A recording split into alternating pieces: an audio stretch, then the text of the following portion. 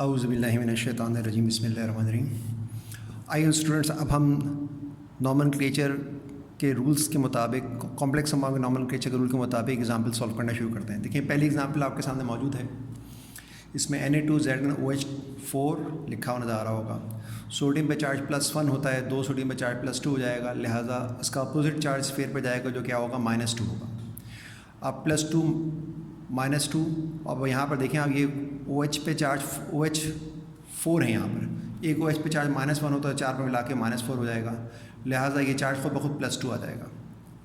ठीक है, मैं आपको पहले भी समझा चुका हूँ। चार्ज सही तरह चेक करने का तरीका ये है कि टोटल प्लस चार्ज और टोटल माइनस चार्ज इक्वल। अब स्फीयर के चार्ज को हटा दें तो +2 क्या हो रहा है, +4 और ये -4 चार्ज इक्वल हो गया। 12 चार्ज इस वक्त मैं निकालना नहीं सिखा रहा हूँ, चूँकि चार्ज आपको निकालना आता है और रफ में खुद निकाल लीजिएगा। मैं सिर्फ एग्जाम्पल्स के नेम पे जा रहा हूँ। तो पॉजिटिव पार्ट सोडियम है, तो सोडियम आया S कैपिटल हो जाएगा। अब आप स्फीयर के अंदर जाएंगे, दो चीज़ें, एक मेटल लिगेंड OH है, OH को हाइड्रोक्सो कहते हैं, 4 है तो टेट्राहाइड्रोक्सी हो जाएगा। ट्रांजिशन मेटल का नाम जिंक है, चूँकि स्फीयर एनाइनिक है, स्फीयर पर चार्ज माइनस है, लिहाजा जिंकेड हो जाएगा। और स्फीयर पर चार्ज माइनस कब होगा, जब रेडिकल कैसा है, पॉजिटिव होगा। ट्रांजिशन मेटल पे चार्ज +2 था, यानी इसकी ऑक्सीडेशन स्टेट 2 थी, तो रोमन नंबर में आप यहाँ 2 लिख देंगे। तो कंपाउंड का नाम क्या हुआ, सोडियम टेट्राहाइड्रोक्सो, लिगेंड का नाम होता था, और जिंकेट 2। सेकेंड एग्जाम्पल पे, इसमें भी रेडिकल पॉजिटिव ही है, तो स्फीयर पे चार्ज कैसा होगा, नेगेटिव होगा। स्फीयर पे चार्ज कैसा होगा, नेगेटिव होगा, सॉरी ये चार्ज कैसा है, नेगेटिव है। तो पोटेशियम रेडिकल की तादाद हम नहीं बताते।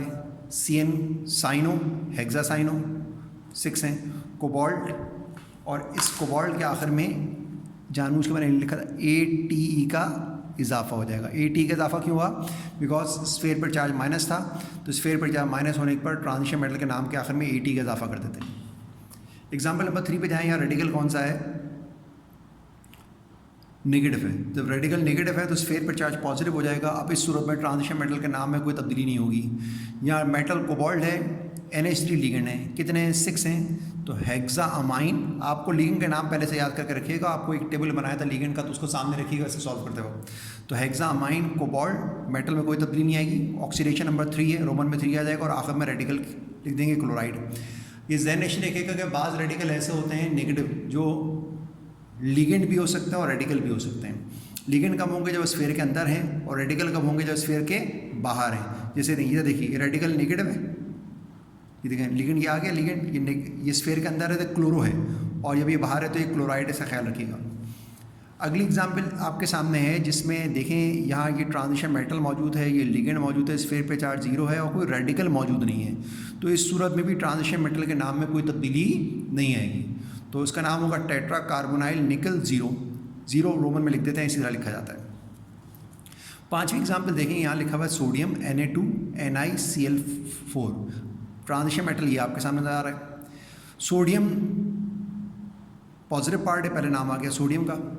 अब लिगेंड का नाम आएगा टेट्राक्लोरो, निकल ट्रांजिशन मेटल है, चूँकि स्फीयर पर चार्ज माइनस है तो ट्रांजिशन मेटल के नाम के आखिर में AT का इजाफा हो जाएगा, तो ये निक्लेड हो जाएगा।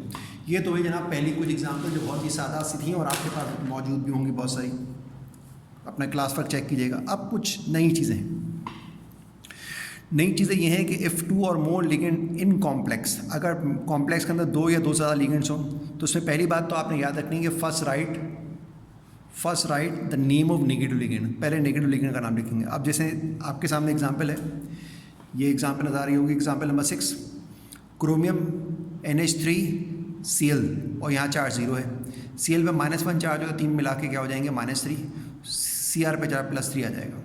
अब क्रोमियम को हटा दें तो स्फीयर के अंदर NH3P और Cl भी 2 लिगेंड्स हो गए।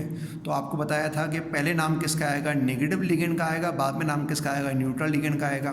तो ट्राईक्लोरो, ट्राईअमाइन, क्रोमियम 3 इसका ऑक्सीडेशन नंबर है। क्रोमियम के आखिर में कुछ इजाफा इसलिए नहीं हुआ है कि स्फीयर कैसी न्यूट्रल है। स्फीयर न्यूट्रल हो या स्फीयर पर चार्ज प्लस हो, दोनों सूरतों में ट्रांजिशन मेटल के नाम में कोई तब्दीली नहीं करते। अगली एग्जाम्पल देखें, प्लाटिनम NH5Cl और ये Br3 रेडिकल बाहर लिखा हुआ है। अब Cl नेगेटिव लिगेंड है। अच्छा, आप और मैं जानते हैं ट्रांजिशन मेटल के अलावा जो भी चीज़ स्फीयर के अंदर होगी वो क्या कहलाती है? लिगेंड कहलाती है। तो नाम क्या हो जाएगा? क्लोरो, चूँकि नेगेटिव था पहले नाम आएगा, पेंटामाइन, प्लाटिनम 4 और ब्रोमाइड बाहर आ गया, और रेडिकल की तादाद बतानी नहीं होती। इसमें एक अगली बात जो है वो ये है कि अगर if the both ligands in the sphere negative और न्यूट्रल, दोनों ही लिगेंड क्या है? नेगेटिव है, या दोनों ही न्यूट्रल है, तो फिर क्या करेंगे? तो याद रखिए इस सूरत में आप अल्फ़ाबेटिकल ऑर्डर को क्या करेंगे? फॉलो करेंगे। क्या फॉलो करेंगे? अल्फ़ाबेटिकल ऑर्डर फॉलो करेंगे। यानी देखिए इधर Cr है transition metal, NH3 neutral ligand amine कहलाता है, H2 न्यूट्रल लिगेंड एक्वा कहलाता है, Cl तो रेडिकल है चूँकि स्फीयर से बाहर है। तो अब इन दोनों में नाम किसका पहले आएगा? नेगेटिव और न्यूट्रल में तो पहले नाम नेगेटिव का आ रहा था, लेकिन दोनों न्यूट्रल हों या दोनों नेगेटिव हों तो इन्हें किस ऑर्डर में अरेंज करेंगे? अल्फ़ाबेटिकल ऑर्डर में अरेंज करेंगे, यानी उस लिगेंड का नाम पहले लिखेंगे जिसकी इंग्लिश KBCD में नंबर पहले आता है। अब अमाइन भी A से शुरू हो रहा है, एक्वा भी A से शुरू हो रहा है, तो फर्स्ट अल्फ़ाबेट दोनों का सेम हो गया, तो आप सेकंड पे चले जाएंगे। अमाइन का सेकंड अल्फ़ाबेट क्या है? M है और एक्वा का Q है, तो नाम पहले अमाइन का पहले आ जाएगा, triamine, triaqua, chromium 3 chloride, chloride आ गया। अगली एग्जाम्पल देखें, K4FeCN4NO24। अब K पे चूँकि K जो है से +1 चार्ज होता है, 4 पे कितना होगा? +4 होगा, तो अपोजिट चार्ज किस पे जाएगा? स्फीयर पे जाएगा जो -4। तो स्फीयर कैसी होगी? एनायनिक होगी। ये न्यूट्रल है, याद देखिएगा मैंने दिखाने के लिए चार्ज आपको ऐसे दिखा दिया है। तो अब पहले नाम किसका आएगा? पोटेशियम का, पोटेशियम आ गया। अब सवाल ये पैदा होता है कि साइनो और नाइट्रो में नाम पहले किसका आएगा? क्योंकि दोनों ही नेगेटिव हैं, तो लिहाजा एक मरतबा फिर अल्फ़ाबेटिकल ऑर्डर फॉलो होगा। पोटेशियम टेट्रा साइनो C पहले आता है, डाई नाइट्रो बाद में आता है, जैसे पता है N बाद में आता है, और फेरेट 2। याद रखिएगा जब आप किसी ट्रांजिशन मेटल का नाम लिख रहे हैं, तो जब आप उसका नाम लिख रहे होंगे और वहाँ पर रेडिकल पॉजिटिव होगा, तो उस ट्रांजिशन मेटल का नॉर्मली लैटिन नेम लिखा जाता है और उसके आखिर में ATE का इजाफा कर दिया जाता है। जैसे फेरम होता है ना, फेरम से फेरेट हो जाएगा।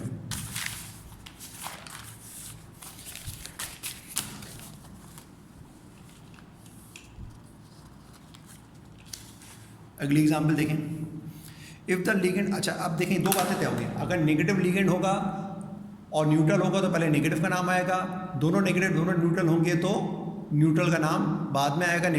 दोनों न्यूट्रल दोनों नेगेटिव होंगे तो इन्हें अल्फ़ाबेटिकल ऑर्डर में अरेंज कर देंगे, जैसे मैंने आपके सामने एग्जांपल की। अब अगली एग्जांपल देखिए, if ligand already contains Greeks prefix, like जैसे इथिलीन डायमाइन में डाई है ना, तो ये ग्रीक प्रीफिक्स पहले से मौजूद है। The prefix bis tris tetrakis are use instead, यानी अगर ऐसा कोई लिगेंड हो जिसके अपने नाम में पहले से डाई ट्राई वगैरह आ रहा हो, तो आप ऐसे लिगेंड्स की तादाद बताते वक्त प्रीफिक्स नहीं इस्तेमाल करेंगे। यानी नहीं क्या है, नहीं ये है कि अगर ऐसे लिगेंड दो हैं और लिगेंड के नाम में पहले से डाई आ रहा है, तो आप यहाँ डाई नहीं लिखेंगे बल्कि डाई की जगह बिस लिख देंगे। तीनों तो ट्राई नहीं लिखेंगे बल्कि ट्राई की जगह ट्रिस लिखेंगे, जिनके नाम में पहले से क्या है, डाई ट्राई मौजूद है। अब जैसे इथिलीन डायमाइन है, इसके नाम में पहले से डाई आता है, तो अगर ये दो होंगे तो ये आप ट्रिस लिखेंगे पहले से, तीन होंगे तो ट्रिस लिखेंगे और दो होंगे तो बिस लिखेंगे। अब देखिए यहाँ एग्जाम्पल देखिए, 10 एग्जाम्पल देखिए। PT चार्ज को बाद में देखिएगा, NH2CH2 NH2 ट्वाइस और ये Cl4 है। नाम लिखने की बारी है। अब ये डाई इथाइलिन डायमाइन नहीं लिखा जाएगा क्योंकि यहाँ पहले से डाई मौजूद है, तो ये तादाद वाला जो 2 है उसको हम क्या कहेंगे, बिस इथिलीन डायमाइन प्लाटिनम 4 क्लोराइड। अगली एग्जाम्पल देखें, इसमें आयन दिया है, देखें ये एक आयन ये रहा एग्जाम्पल और एक आयन वाली एग्जाम्पल ये है। स्फीयर पर चार्ज प्लस दिया हुआ, रेडिकल मैंने नहीं दिया हुआ, तो स्फीयर पर चार्ज प्लस होने का मतलब ट्रांजिशन मेटल पर का नाम जो है उस पर कोई तब्दीली नहीं होगी। तो चूँकि ये दोनों पुराने रूल यहाँ फॉलो होंगे, एक न्यूट्रल है और एक नेगेटिव है, तो नेगेटिव का नाम पहले आएगा डाइक्लोरो। बिस इथिलीन डायमाइन के लिए आया कोबाल्ट 3 आ गया। चूँकि यहाँ रेडिकल नहीं था, आपको कंपाउंड आयन की शक्ल में दिया हुआ था, लिहाजा आप आयन लिखेंगे। अगली एग्जाम्पल देखें, ये +3 चार्ज मैंने दिखाया हुआ है, लेकिन आप उसको बाद में चेक कीजिएगा। कोबाल्ट NO2 6 और -3, जब आप इसकी ऑक्सीडेशन नंबर निकालेंगे तो ये +3 आ जाएगी। अब यहाँ पर तो आयन नेगेटिव है, लिहाजा इस नेगेटिव आयन की वजह से आप ट्रांजिशन मेटल के नाम के आखिर में AT का इजाफा करेंगे और आयन बताएंगे, तो क्या हो जाएगा नाम? Hexa nitro cobaltate 3 ion. बस इस वाले रूल में एक ख़ास बात का ख्याल रखना है कि अगर आप किसी ऐसे लिगेंड का नाम लिख रहे हैं जिसके नाम में पहले से डाई है या ट्राई है, डाई है या ट्राई है या टेट्रा है, तो आप इसकी तादाद बताने के लिए कुछ नई टर्म इस्तेमाल करते हैं, उन्हें हम क्या कहते हैं? Bis, tris, tetrakis, pentakis, hexakis etcetera. I hope कि आपका रिवीजन हो गया होगा, आप इसे रिवाइज कीजिए। मैं आपको एक वर्कशीट भी भेज रहा हूँ जिसके आंसर शीट मैं आपको कल भेजूँगा, तो आई होप कि आप आज रात जब भी आपको मौका लगे तो आप इसे सॉल्व कीजिएगा, और बाकी फिर हम मामलात को देखते हैं कि किस तरह और क्लासें एडजस्ट की जा सकती हैं। अभी याद रखिएगा, जब तक गवर्नमेंट मुकम्मल तौर पर पाबंदी नहीं हटाती उस वक्त तक क्लास लेक्चर नहीं होगी। अगर आप लोगों ने कोई और टॉपिक रिवाइज़ कराना हो, ख़ास टॉपिक रिवाइज़ कराना हो, तो आप मुझे भेज दिएगा, मैं उस पर एक लेक्चर बना के आपको सेंड करूँगा। और बराए मेहरबानी आज ही की तारीख में इसको रिवाइज़ करें। अच्छा, मैं ये भी चाह रहा था कि अगले 1 हफ़्ते या 2 हफ़्ते बाद आपका इनऑग्नी का ग्रैंड टेस्ट भी हो जाए, तो मैं उसकी तारीख आपको भेज दूँगा, आप लोग तैयारी शुरू करें। मैं आपको क्वेश्चन पेपर सेंड कर दूंगा, तो आप सॉल्व कर लीजिएगा। तो फिर जिस वक्त भी मौका मिले जिसको, वो घर आकर मुझे उसकी अपनी टेस्ट कॉपी जमा करा दे, मैं उसे चेक करके वापस कर दूँगा। जज़ाकल्लाह, दुआ में याद रखिएगा।